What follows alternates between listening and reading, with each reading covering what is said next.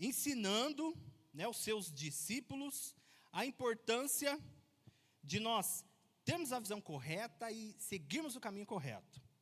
Aqui nós vemos Jesus chamando os seus seguidores para esse caminho de intimidade, deixando as coisas, abandonando a velha vida e seguindo o caminho que Jesus tem para cada um de nós, que Jesus tinha para cada um deles. Se você observar o contexto aí, os versos anteriores, a gente percebe aí do verso 51 ao 55, Jesus havia colocado, determinado em seu coração que ele precisava ir para Jerusalém.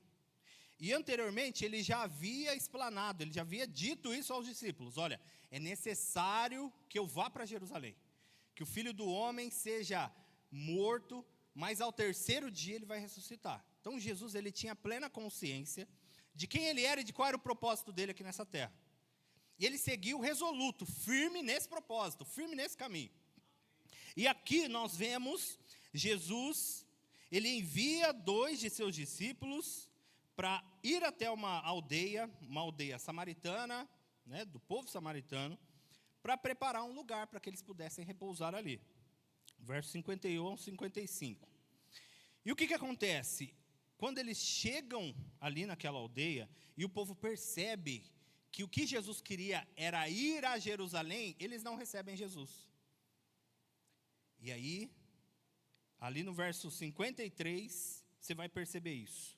Eles não receberam Jesus porque eles viram que o aspecto de Jesus era de quem estava decidido a ir para Jerusalém. E por que isso acontece? Porque os samaritanos e os judeus não se davam.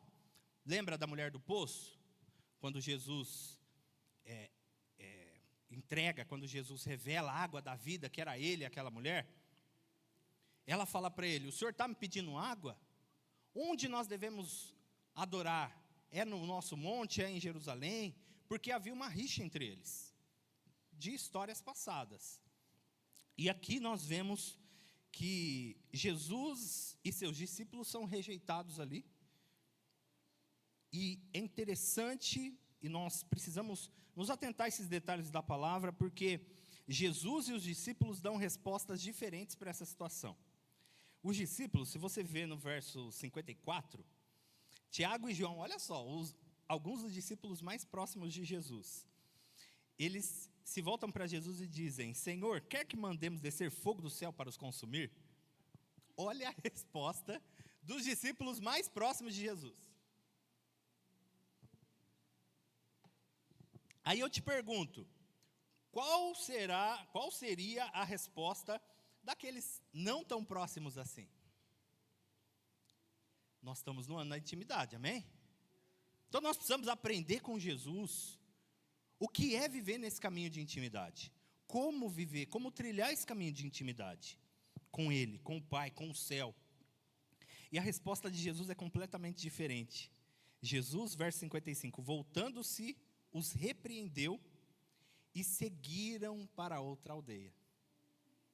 Então aqui nós já começamos a aprender, a perceber que Jesus, ele tinha firmeza dentro de si, ele tinha uma convicção em seu coração, e ele não permitia com que as coisas ao seu redor, os acontecimentos, as pessoas, mudassem quem ele era, mudassem aquilo que ele tinha firme estabelecido dentro de si. O propósito de Deus para a vida dele. Diferentemente dos discípulos, né? Nós vemos aqui que os discípulos já queriam matar todo mundo daquela aldeia. Vamos descer fogo aí. Jesus os repreendeu. Por quê? A resposta de Jesus não foi uma resposta de vingança, como os discípulos deram. Não foi uma resposta odiosa. Foi uma resposta de amor, de misericórdia.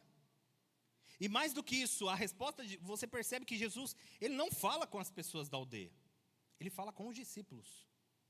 E ele não para na aldeia para se justificar ou para querer tirar razão com ninguém. Ele segue o seu caminho.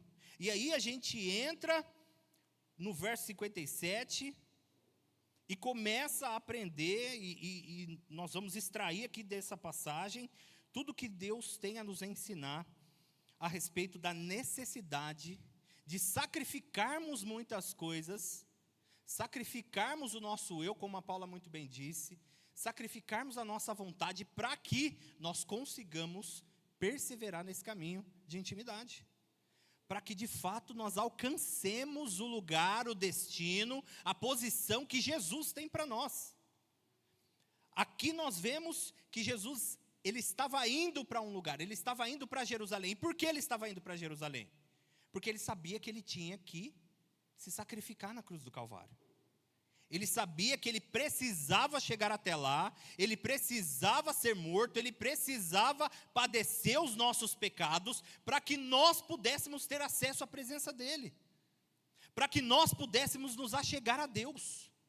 Então Jesus, ele não se deixou levar pelas circunstâncias, ele não se deixou levar pelas reações das pessoas. E aqui no verso 57, no início dele, a gente já percebe isso claramente. Enquanto seguiam pelo caminho, alguém disse a Jesus. Então, ou seja, ele não parou. Ele não ficou pelo caminho, ele não se deixou levar por aquelas coisas. Ele não se deixou levar, eu até anotei aqui algo que Deus foi falando ao meu coração. Ele não se deixou sufocar pelos espinhos da rejeição. Ele não se deixou parar pela dureza da falta de apoio daquelas pessoas, ou pelo calor da falta de compreensão que aquelas pessoas tinham sobre ele, sobre o propósito de vida dele. E não só aquelas pessoas, mas também os discípulos, porque a vontade dos discípulos era matar aquelas pessoas. Mas Jesus, ele nos mostra uma posição diferente, uma visão diferente, não só das coisas, mas de nós mesmos. Porque quantas vezes a gente para pelo caminho, quantas vezes nós deixamos com que as coisas, deixamos com que as pessoas, deixamos com que muitas vezes as nossas próprias reações nos façam parar, nos trave, nos paralise. E isso, irmãos, nos impede de seguirmos adiante. E quando nós somos impedidos de seguir adiante, nós somos impedidos de chegar no destino, no lugar, na posição que Jesus tem para nós. Como filhos, como herdeiros, como servos, como representantes de Cristo aqui nessa terra. Então, irmãos, nós não podemos deixar com que essas coisas nos sufoquem.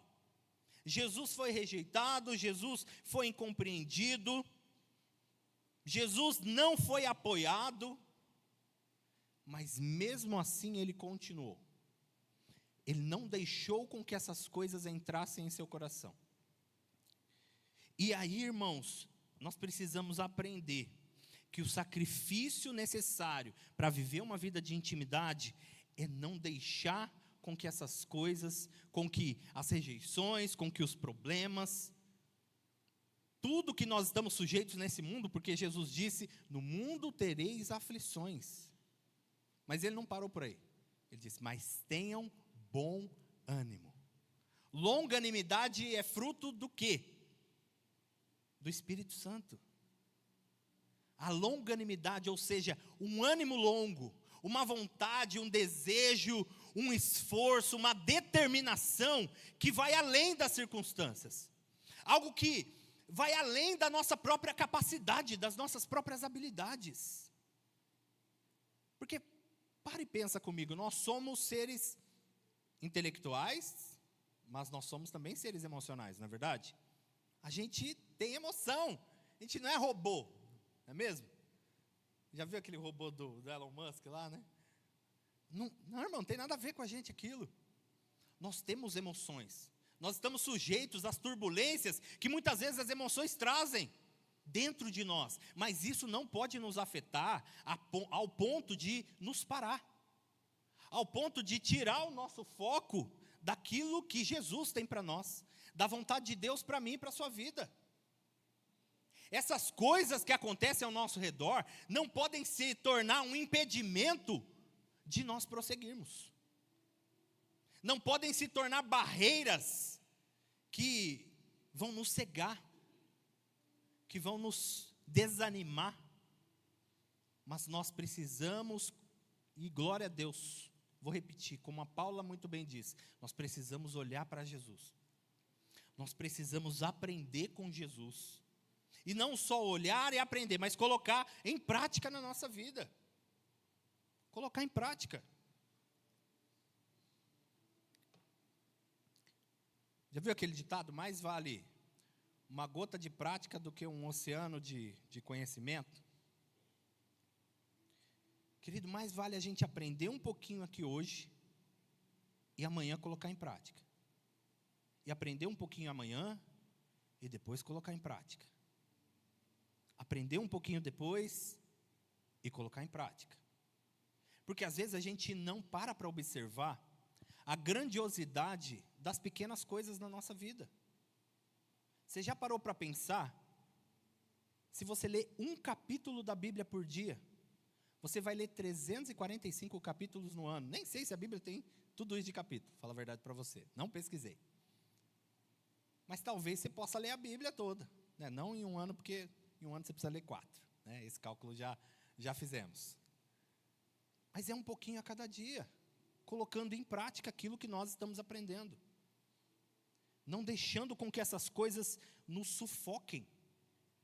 Quantas vezes a gente se vê olhando para trás, olhando para as coisas difíceis, olhando para as maldades, olhando para as adversidades e tirando o foco de Jesus, tirando o foco do propósito de Jesus para a nossa vida. Nós não podemos viver assim, irmãos. Nós precisamos seguir em frente, como Jesus fez aqui. Jesus entendeu que eles não queriam recebê-lo, e amém. Jesus não se prendeu a isso. Jesus não ficou matutando, sabe, ruminando isso dentro de si. Jesus seguiu o caminho que ele tinha que seguir. E é isso que nós precisamos fazer. Seguir o caminho que nós precisamos seguir. E quem é o caminho que nós precisamos seguir? Eu sou o caminho, a verdade e a vida. É Jesus. Então nós precisamos continuar seguindo Jesus. Nós precisamos continuar seguindo aquilo que Jesus nos ensina, os exemplos que Jesus nos dá.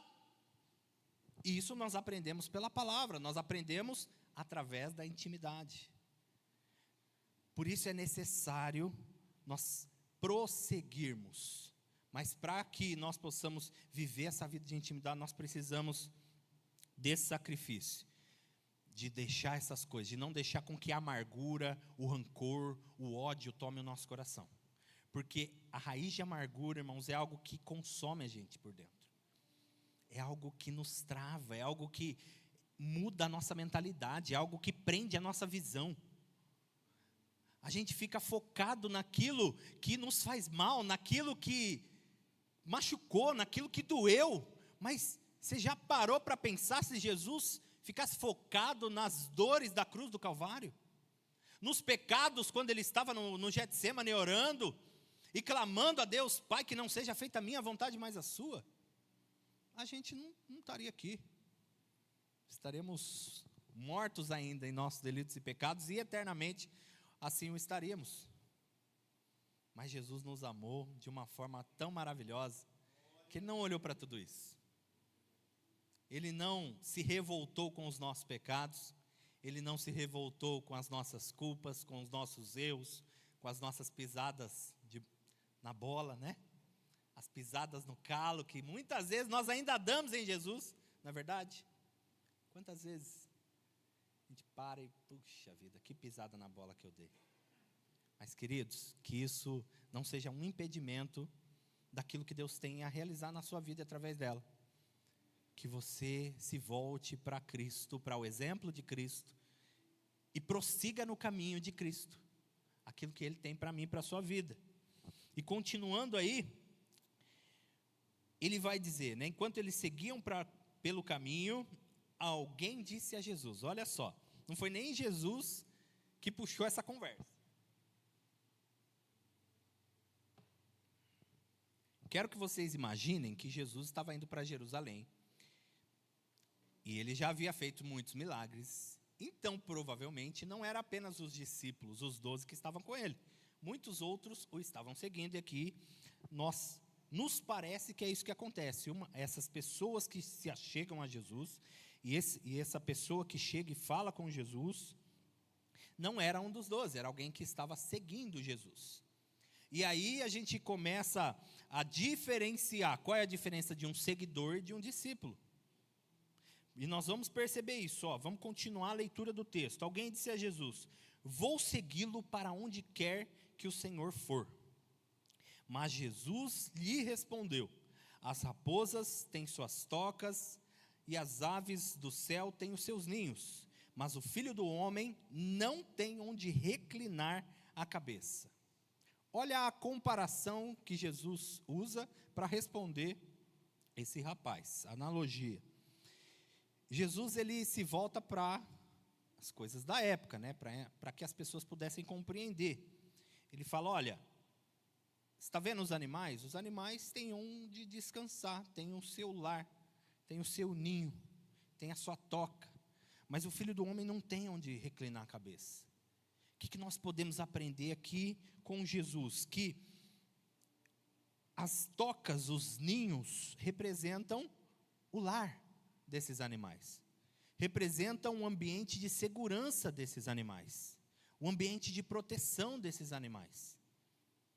E aí nós precisamos compreender que quando Jesus fala que o Filho do Homem não tem onde reclinar sua cabeça, fazendo essa comparação, ele está dizendo: olha, aqui nessa terra, não é o meu ambiente de descanso, não é o meu ambiente de segurança. Aqui não é o meu lar. O meu lar é no céu, o meu lar é na presença do meu Pai.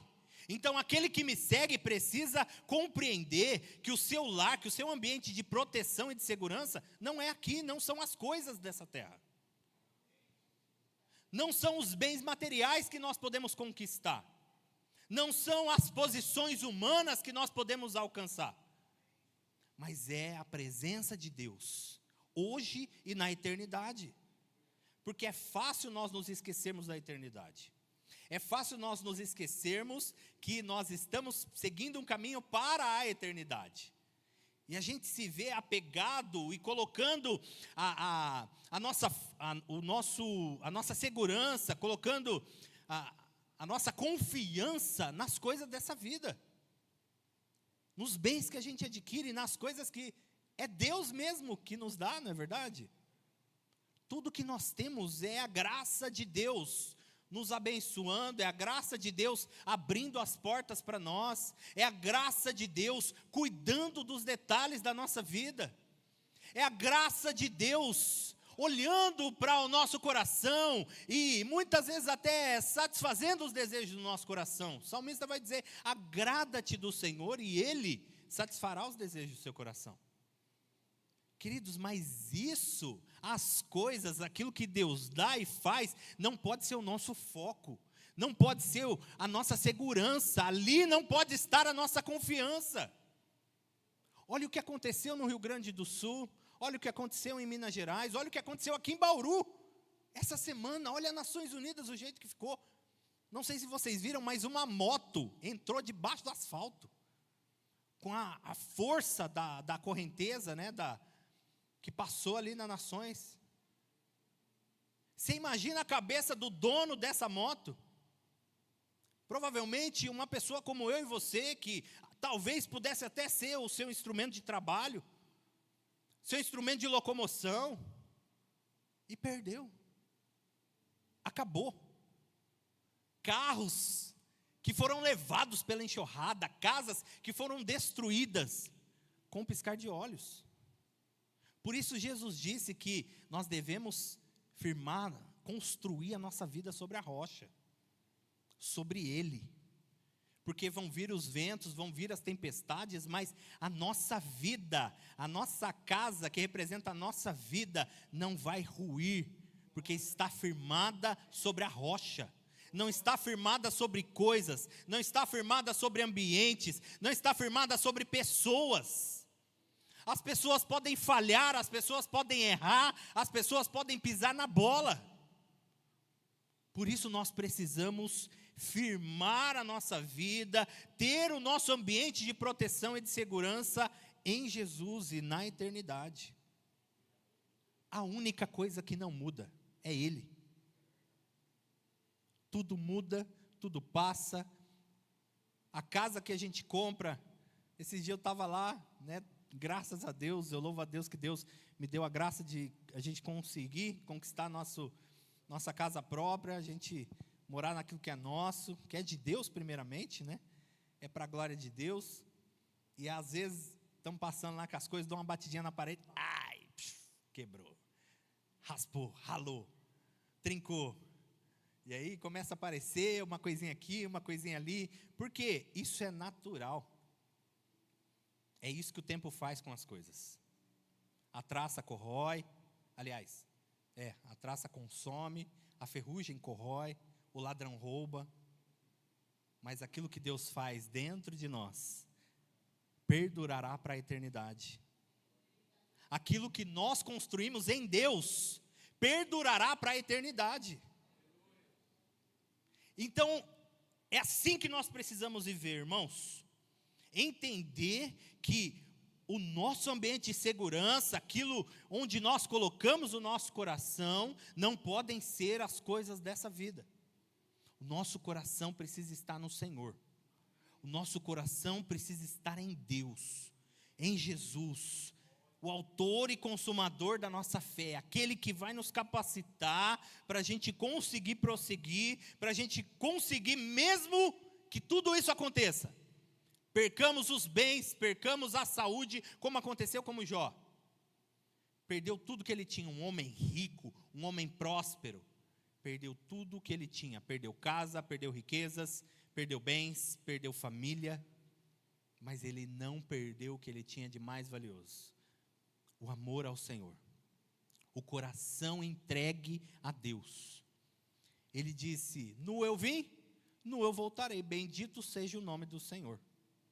Então, queridos, independente do que aconteça conosco, que o nosso coração continue no Senhor, que a nossa segurança continue sendo Deus, porque aí sim, irmãos, pode acontecer o que for, nós vamos ficar firmes. Não que a gente não entristeça, não que a gente não seja, não fique triste, não é isso. Nós temos emoções, mas não são as emoções que moldam a nossa vida, que moldam as nossas decisões, que moldam a nossa forma de enxergar e de viver a nossa vida. Não são as emoções, é a nossa fé em Cristo Jesus. É a nossa confiança naquilo que Ele fez na cruz do Calvário. A salvação, o perdão, a graça, a misericórdia, o amor, uma nova chance que Ele nos deu, o acesso à presença de Deus.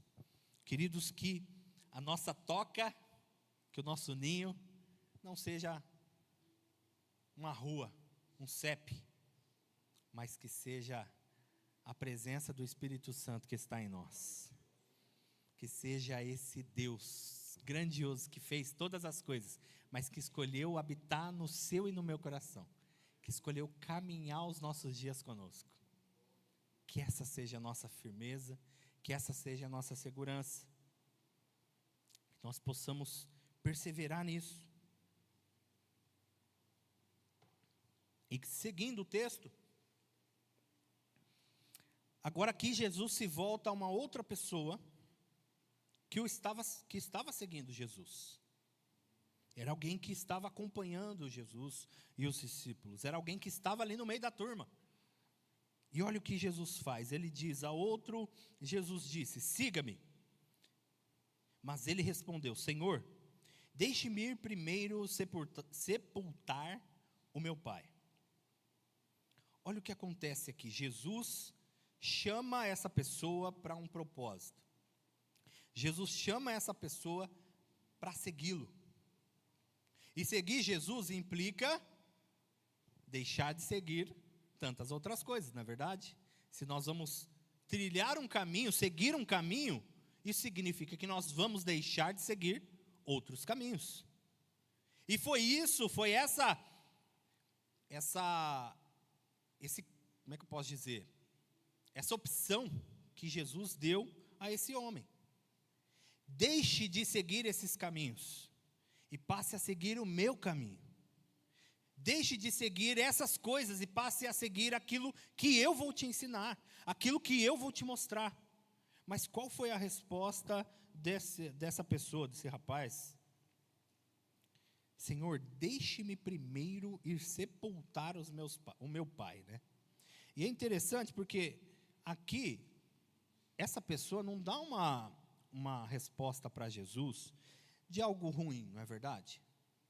Ele diz, olha, eu preciso sepultar o meu pai, Jesus. Deixa eu sepultar o meu pai primeiro. Era algo digno, era algo honroso, algo honesto, algo correto. Não era um pecado, não era algo mal. Mas aqui nós percebemos que, e nós vamos ver depois no verso 60, a resposta de Jesus, nós vemos que na verdade, Jesus chama essa pessoa para dar prioridade àquilo que Jesus queria fazer na vida dela. Aqui não é apenas um diálogo de um momento, de algo que iria acontecer primeiro ou depois. Para você entender, leia o verso 60, olha, mas Jesus insistiu. Mesmo esse rapaz essa pessoa dando uma resposta honesta, sincera, honrosa, que seria sepultar o seu pai, Jesus insiste, deixe que os mortos sepultem os seus mortos. Você, porém, vá e anuncie o reino de Deus. Então nós vemos que a resposta de Jesus nos mostra que o que estava acontecendo aqui é que uma desculpa estava sendo dada. Trocar algo que era ótimo, algo que era perfeito e maravilhoso, que era a vontade de Deus, e o chamamento de Jesus, por algo que era bom, algo que era digno.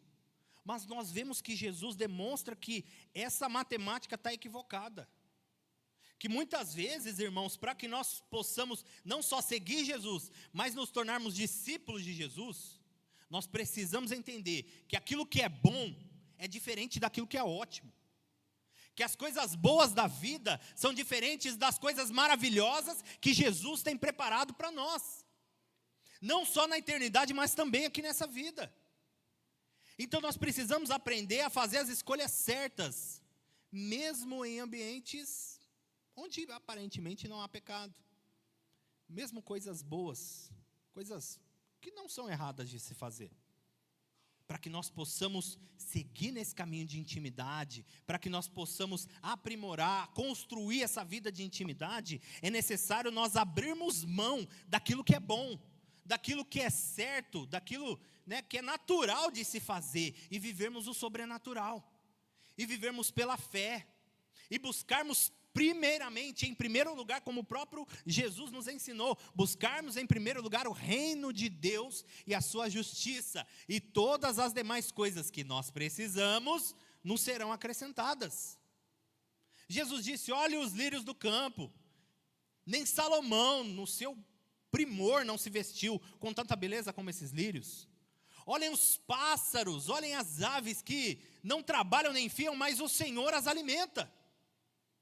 Querido, é isso que Deus faz, é essa visão que Jesus quer nos ensinar a termos.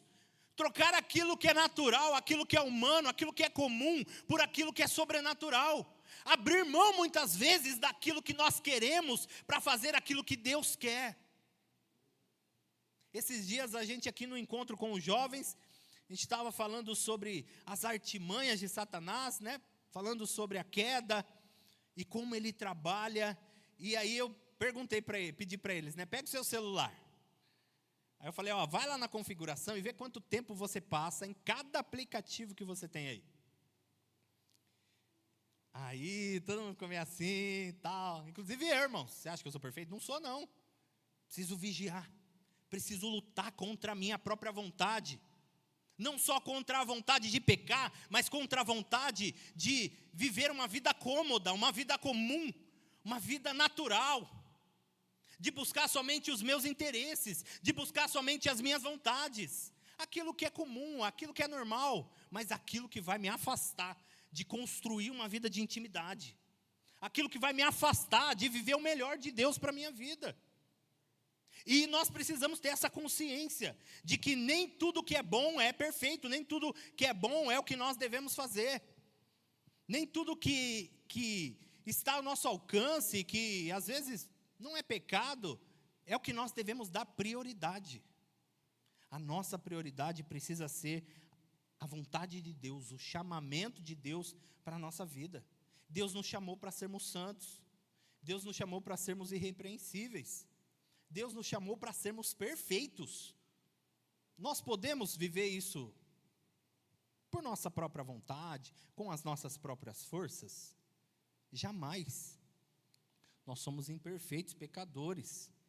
Mas, queridos, nós temos alguém que está aqui, que está conosco, a cada manhã, a cada dia, caminhando conosco. E qual é a resposta que nós estamos dando para essa presença gloriosa?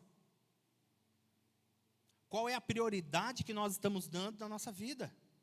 É para Deus, é para a presença de Deus, é para construir uma vida de intimidade. Lembra que a intimidade é para aqueles que o buscam, não é para aqueles que querem somente. Todo mundo quer coisa boa, não é verdade? Mas não é todo mundo que vive coisa boa, porque nem todo mundo está disposto a buscar.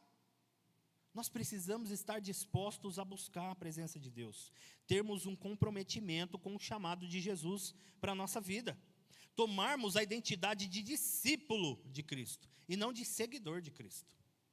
Discípulo de Cristo é aquele que faz a vontade de Deus, é aquele que segue, aquele que cumpre as ordens do seu mestre. É aquele que aprende, é aquele que ouve, é aquele que recebe, é aquele que põe em prática. Seguidor é aquele que está ali, está seguindo, está junto.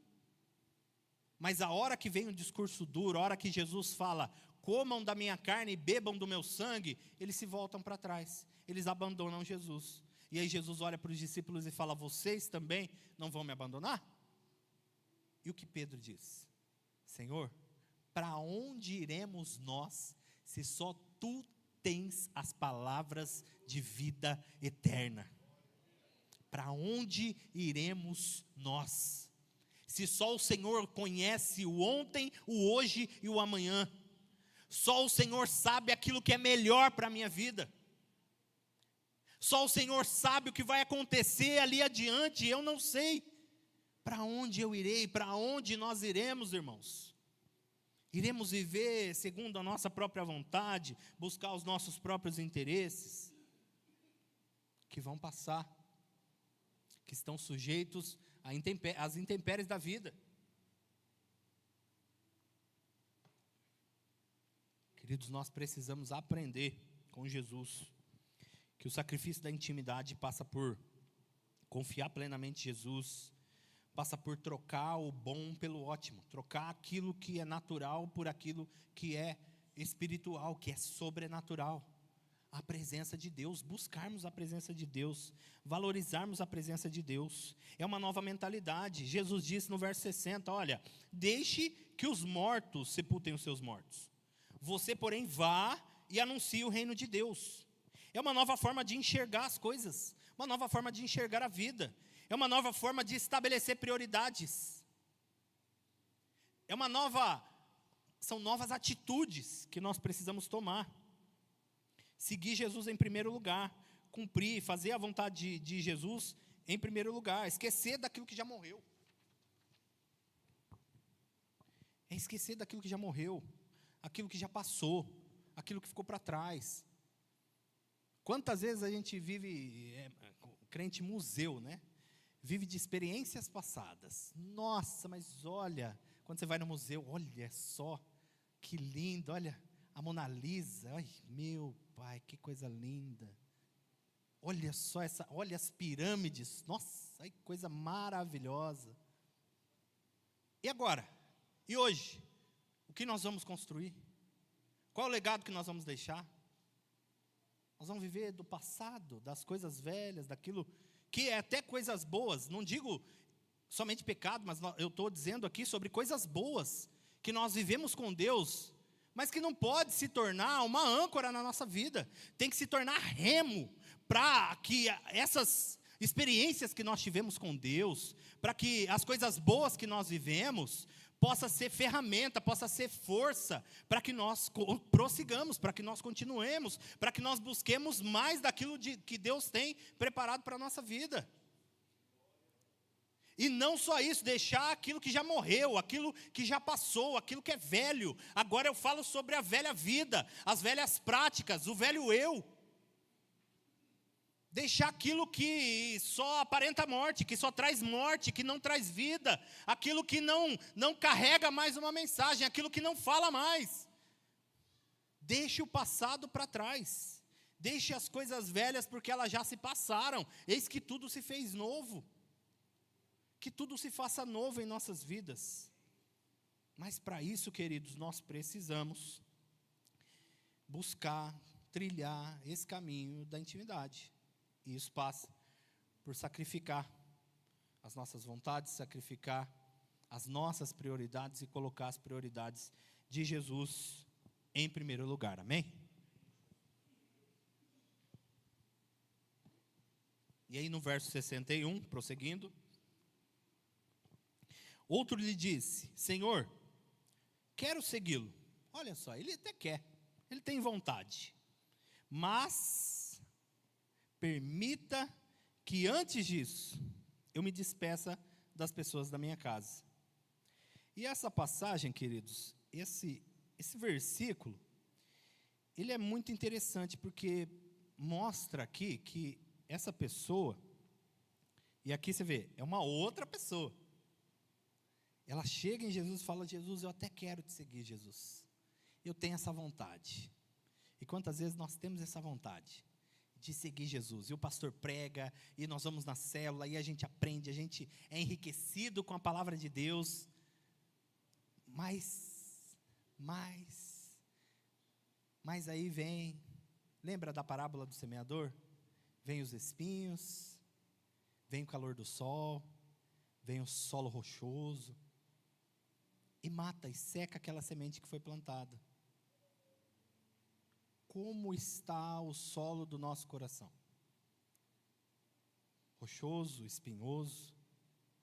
Ou o solo do nosso coração é um solo fértil, que produz frutos a 30, a 60, a 100 por um? Cada semente que Deus tem plantado em nossas vidas, qual é o resultado que essas sementes têm produzido? Quais são os resultados que essas sementes têm produzido, querido? Porque aqui nós vemos alguém que tinha vontade de seguir Jesus. Alguém que até queria, mas alguém que deu um mais para Jesus. Mais Jesus. E é interessante, eu até fui pesquisar o que significa a palavra mas na língua portuguesa. Vamos voltar para a escola agora. É uma conjunção adversativa usada para indicar oposição, contraste, ressalva ou limitação, equivalendo a porém, contudo, entretanto, todavia. Ela conecta duas ideias, onde a segunda contraria a primeira. Olha só. Eu até quero seguir o Senhor Jesus, mas, deixa eu fazer isso primeiro.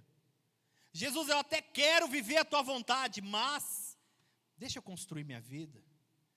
Jesus, eu até quero te amar como nunca te amei, mas, quantos mas estão saindo da nossa boca e do nosso coração? Quantos mas nós estamos dando para Jesus? Queridos, nós precisamos quebrar esses mas da nossa vida. Anular esses mas, quando isso se refere à vontade de Deus para nós. Se nós queremos, então nós vamos. E mesmo que não queiramos, nós vamos, porque Ele nos amou primeiro. Porque Ele morreu por nós, sendo nós ainda pecadores. Paulo vai dizer isso. Ele não esperou a nossa resposta, Ele não esperou a gente dar um passo, vamos dizer assim, né? Ele fez primeiro. Ele foi, Ele fez, Ele deu o primeiro passo, Ele abriu a porta, Ele nos deu acesso. Mas quantas vezes a gente está dizendo para Jesus, mas, Jesus, eu até quero, mas, Jesus, eu até te amo, mas, e aí? O mas não pode ser um impedimento na nossa vida, a gente não pode dar desculpa, a gente precisa abandonar o passado, abandonar as coisas do passado, porque o que ele fala, eu quero me despedir das pessoas da minha casa, quero me despedir da minha família, mas aqui Jesus fala para ele, olha, não é isso, esquece sua família, eu sei que você a ama, mas eu tenho um propósito maior para a sua vida. A sua família vai morrer, todos vão passar, mas o que eu tenho para você é eterno. Quantas vezes a gente está dando prioridade para as coisas que não são eternas, para as coisas que vão passar, para aquilo que é momentâneo. Nós precisamos dar prioridade para a vontade de Deus, para aquilo que é eterno, para aquilo que vai nos levar à eternidade, para aquilo que será a recompensa do Senhor em nossas vidas na eternidade. Nós precisamos dar prioridade para Jesus. Olha só, abra a sua Bíblia, lá, marca esse texto aí, tá? A gente vai voltar em Lucas. Mas vai lá para 1 Reis, no capítulo 19. Lá no Antigo Testamento.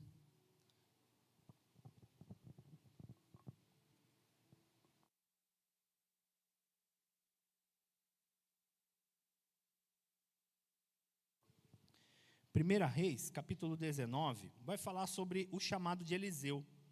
Capítulo 19, verso 19. Olha só como é parecido com o texto que nós vimos ali em Lucas.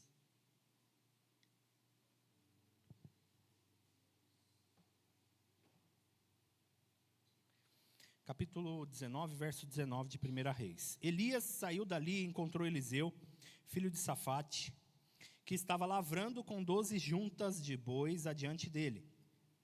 Ele estava com a 12ª junta. Elias passou por ele e lançou o seu manto sobre ele. Então Eliseu deixou os bois, correu atrás de Elias e disse: deixe-me beijar meu pai e minha mãe, e então seguirei. Elias respondeu: vá e volte, pois você já sabe o que fiz com você. Olha só o que Eliseu fez. Eliseu voltou para trás, pegou a junta de bois e o sacrificou. E com os equipamentos dos bois, cozinhou a carne e deu ao povo, e eles comeram. Então se levantou, seguiu Elias e o servia. O que a gente percebe aqui em Eliseu?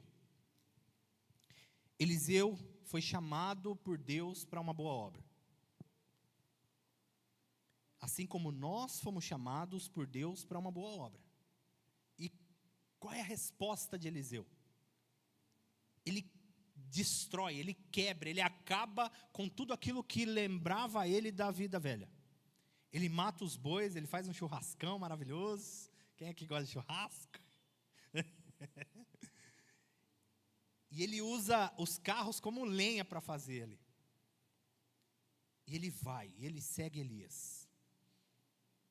Então, nós precisamos aprender com a palavra de Deus, queridos, e destruir e acabar com tudo aquilo que nos impede de trilhar esse caminho de intimidade por completo. A nossa entrega precisa ser completa. Assim como Eliseu fez, ele se entregou por completo, ele quebrou, né? Ele destruiu vamos dizer assim, as pontes que o levavam de volta à sua velha vida, ao seu passado. Nós precisamos quebrar as pontes que nos levam de volta ao passado, que nos fazem lembrar da velha vida, das velhas práticas, do velho eu. 1 Coríntios capítulo 6, no verso 12, Paulo vai dizer, nem tudo... Vamos ler, né, melhor, para ficar claro para nós. 1 Coríntios capítulo 6, verso 12.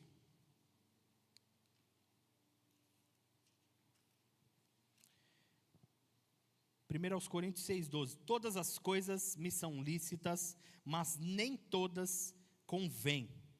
Todas as coisas me são lícitas, mas eu não me deixarei dominar por nenhuma delas. E agora vai para o capítulo 10 aí de 1 Coríntios. Marca aí na sua cabeça que a gente leu. Capítulo 10, verso 23. Todas as coisas são lícitas, mas nem todas convêm. Todas as coisas são lícitas, mas nem todas edificam. Nós somos livres para fazer e viver aquilo que a gente bem entende. Mas nem tudo é bom. Nem tudo edifica. Nem tudo nos aproxima de Deus. Nem tudo nos faz viver e construir uma vida de intimidade com o Senhor. Então nós precisamos do Espírito Santo para compreendermos, irmãos, aquilo que edifica, aquilo que faz parte do projeto de Deus para a nossa vida, aquilo que é ferramenta de Deus para a nossa edificação e para a edificação do corpo. As nossas obras, todas elas serão provadas no fogo. 1 Coríntios capítulo 3, versos 10 a 15. Paulo falando a respeito do grande dia, do dia do juízo. Nós seremos julgados e muitos serão condenados, porque não amam Jesus, porque não creem em Jesus, porque não creem que Ele é o Filho de Deus, o Salvador de todos aqueles que nele creem. E muitos receberão o galardão, a recompensa das suas boas obras.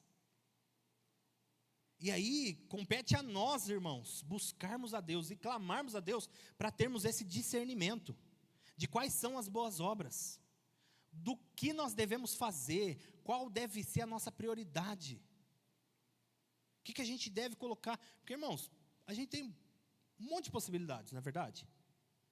E um monte de caminhos nessa vida. Mas o que é prioridade? O que é primordial? O que aponta para a eternidade? O que nos leva para a eternidade? É essa vida de intimidade, de comunhão com Deus. Então nós precisamos buscar, nós precisamos orar, nós precisamos clamar, que o Espírito Santo nos ajude, porque Jesus voltará como o Rei dos Reis e Senhor dos Senhores, para julgar as nações e para recompensar a cada um segundo as suas boas obras. E quando eu falo de recompensa, eu não falo de salvação. Salvação é graça. Paulo em Efésios é claro a isso. Pela fé nós somos salvos. É pela graça de Deus, é porque nós cremos. Mas a recompensa, o galardão, é de acordo com aquilo que nós fazemos. E nesse texto de 1 Coríntios de Paulo, ele vai dizer que existem obras de palha, existem obras de madeira, existem obras de bronze, existem obras de ouro, e todas elas serão provadas pelo fogo.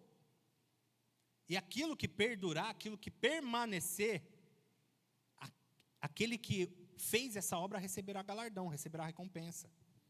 Então não se deixe enganar, irmãos. Aquilo que a gente faz, nós teremos uma recompensa. Jesus, Ele é claro, Ele diz isso. A obra, o trabalho no Senhor não é vão. Então tudo o que você faz em Deus e para a glória de Deus não é em vão. Você vai receber a sua recompensa no grande dia. E você já imaginou quão maravilhoso será quando nós chegarmos na eternidade e vermos aquele ambiente cheio de glória e aquela multidão de pessoas, muitas delas que nós fomos instrumento para alcançar, a nossa oração, nosso jejum, a nossa entrega, o nosso esforço em prol dessas pessoas que precisam de Jesus, assim como nós estávamos mortos, não conhecíamos a verdade. Hoje, graças a Deus e graças à vida de pessoas que Deus colocou em nosso caminho. Mas para isso nós precisamos, irmãos, quebrar tudo, destruir tudo aquilo que nos lembra a velha vida, tudo aquilo que nos faz voltar para trás. E aí a gente termina no verso 62, Jesus respondendo a essa outra pessoa.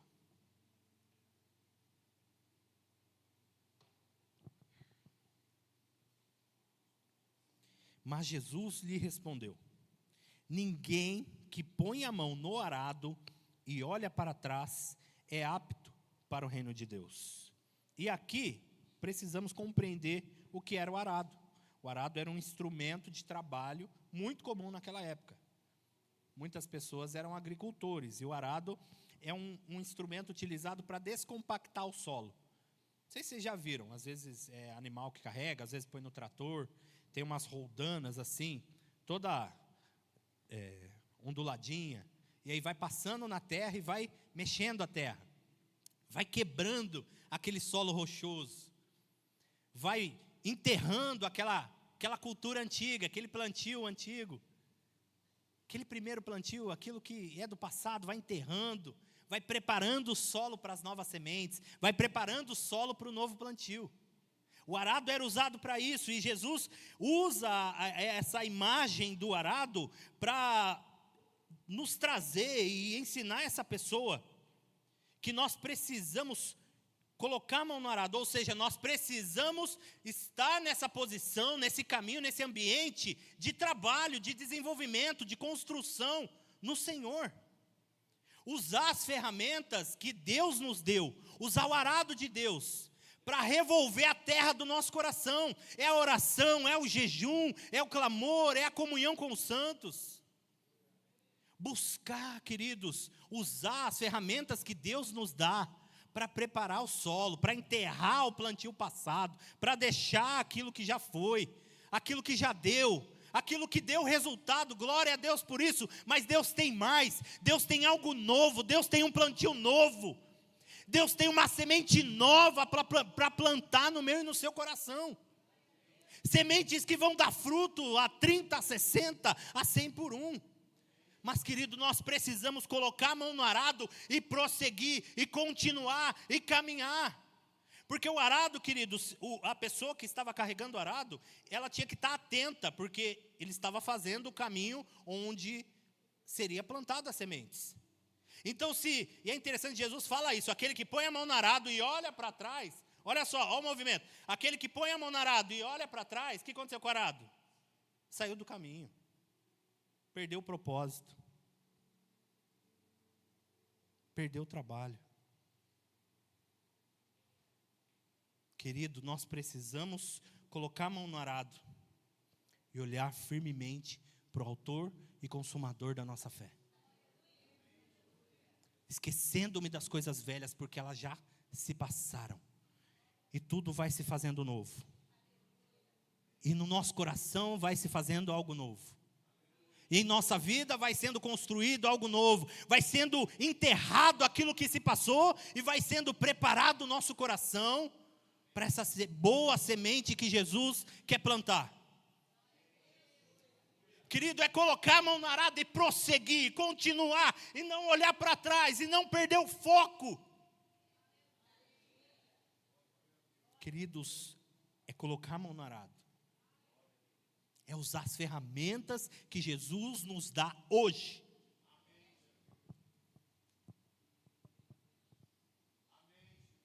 As ferramentas que Jesus nos dá hoje. O arado quebra a rigidez de um coração que se fechou por causa das feridas, das rejeições humanas. A intimidade exige um coração sensível e quebrantado, que não se deixa parar pela dureza do caminho. O arado sepulta o passado que já morreu, para que o solo seja renovado. O arado elimina o que sufoca a semente, a dureza desse solo. Isso significa discernir pelo Espírito o que nos afasta da presença de Deus, e limpar a nossa visão de tudo o que é superficial e passageiro, e focar nessa construção que Jesus quer fazer em nossas vidas. Nós devemos olhar para a aliança que Deus tem conosco, e essa aliança foi firmada em Cristo Jesus. É olhar para Ele, é ter Ele como exemplo. É difícil? É muito difícil. Rapaz, como é difícil. Mas Jesus disse que ia ser fácil? Não. Ele disse: tenham bom ânimo, eu venci o mundo. E o vencedor está com você, está em você. Então, querido, nada pode nos parar. Nada. Nós precisamos olhar para Jesus, olhar para essa aliança. Filipenses capítulo 3, esse texto é muito importante nós lermos. E nós vamos terminar nessa passagem, Filipenses capítulo 3.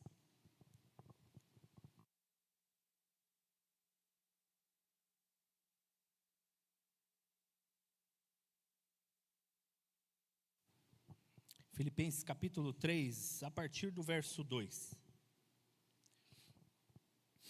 Cuidado com os cães, cuidado com os maus obreiros. E olha só, cuidado com a falsa circuncisão. Por que cuidado com a falsa circuncisão? Porque nós é que somos a circuncisão. Nós que adoramos a Deus no Espírito e nos gloriamos em Cristo Jesus, em vez de confiarmos na carne. É verdade que eu também poderia confiar na carne. Se alguém pensa que pode confiar na carne, eu ainda mais. Fui circuncidado no 8º dia, sou da linhagem de Israel, da tribo de Benjamim, hebreu de hebreus. Quanto à lei, eu era fariseu. Quanto ao zelo, perseguidor da igreja. Quanto à justiça que há na lei, irrepreensível. Mas o que para mim era lucro, isso considerei perda por causa de Cristo. Na verdade, considero tudo como perda por causa da sublimidade do conhecimento de Cristo Jesus, meu Senhor. Paulo aqui ele está dizendo, olha, as pessoas que estão chegando aí, pregando a vocês, eles estão dizendo que eles são isso, que eles são aquilo, usando, né, a carteirada, que a gente vê hoje em dia, né, dando a carteirada aí em vocês. Eu poderia dar carteirada também, porque eu era irrepreensível segundo a lei. Eu era alguém que amava a Deus completamente. Mas tudo isso que aos olhos humanos era perfeito, aos olhos de Deus não é nada. Porque aquilo que é perfeito e maravilhoso é a sublimidade do conhecimento de Cristo Jesus, o meu Senhor. Ou seja, queridos, tudo isso que nós falamos hoje não vai acontecer porque nós podemos, porque nós somos habilidosos, porque nós temos a capacidade, não. Nós precisamos reconhecer que nós só podemos construir uma vida de intimidade porque o Senhor nos amou, porque Ele nos deu acesso à presença de Deus, e entender que isso é o que de fato tem valor na nossa vida, é a presença de Deus. É o Espírito Santo habitando em nós e completando essa obra dia a dia em nossas vidas. E aí no verso 13, Paulo vai dizer, irmãos, aí do texto de Filipenses capítulo 3, irmãos, quanto a mim, não julgo havê-lo alcançado, mas uma coisa eu faço, esquecendo-me das coisas que ficam para trás, e avançando para as que estão diante de mim, prossigo para o alvo, para o prêmio da soberana vocação de Deus em Cristo Jesus. Todos, pois, que somos maduros, tenhamos este mesmo modo de pensar. Queridos, é esquecer daquilo que passou. Esquecer o pecado, esquecer a velha vida, esquecer as velhas práticas, esquecer o orgulho, a altivez, o egoísmo, a malícia, a maldade. É esquecer. E não só isso, esquecer também as coisas boas que nós vivemos.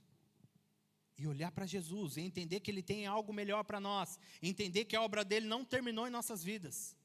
Que Ele está continuando, que Ele vai continuar, que Ele vai fazer. É avançar, é esquecer do que passou, é avançar para aquilo que Deus tem adiante, é prosseguir no caminho da intimidade, porque existe um prêmio preparado para nós na eternidade. Olhos fixos em Jesus e na eternidade, lembrando que tudo isso vai passar. Pode ser bom, pode ser ruim, pode ser maravilhoso, pode ser triste, mas vai passar. Tudo isso vai passar. O que vai ficar é a eternidade. E onde nós vamos viver a nossa eternidade? Longe da presença de Deus? Ou naquele ambiente de glória, de adoração, de rendição, de amor, de paz, de alegria, de renovo, de novidade? No texto de Lucas, nós não temos as respostas desses seguidores a Jesus. Não temos, mas não importa.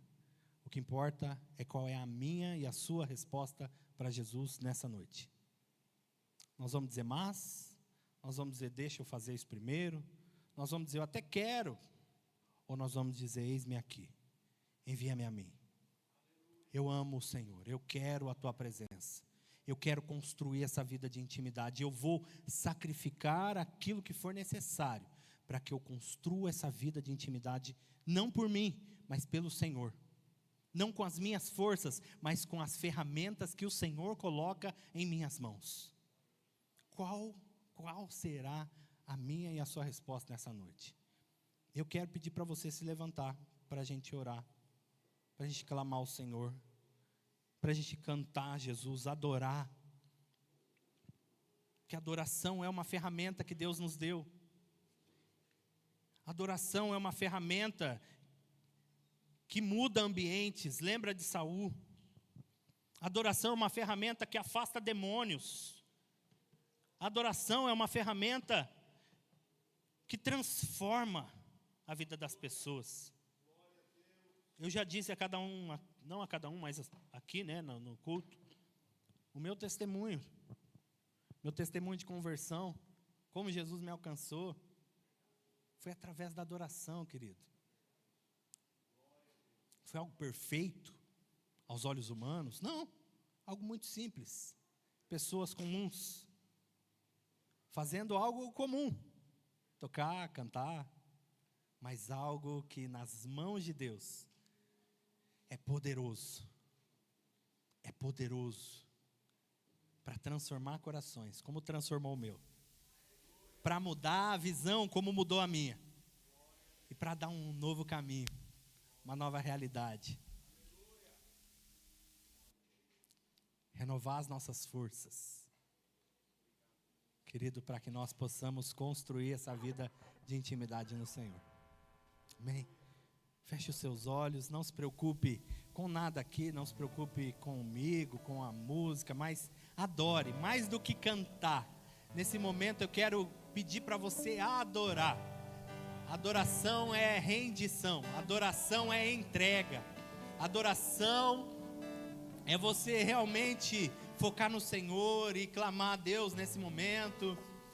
E através dessa canção, e através da sua atitude agora, da resposta que você vai dar ao Senhor, demonstrar a Ele que sim, que você vai segui-lo, que sim, que você vai tomar, colocar a mão no arado e prosseguir e olhar para frente, esquecer do que passou, e permitir com que o Espírito Santo trabalhe no solo do seu coração, permitir com que as ferramentas de Deus, com que a unção do Espírito Santo transforme o seu coração, transforme a sua mentalidade, para que você possa provar e viver toda a boa, perfeita e agradável vontade do Senhor para a sua vida, em nome de Jesus.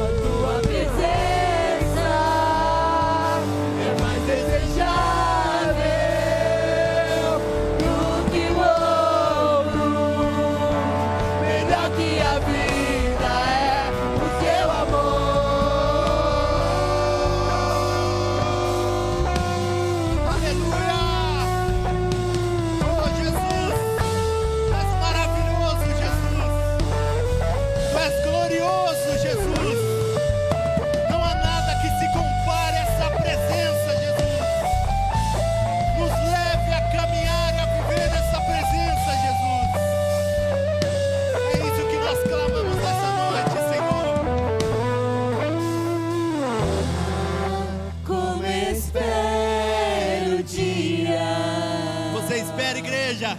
Em que verei a face do meu amado. Isso vai ser maravilhoso. Como espero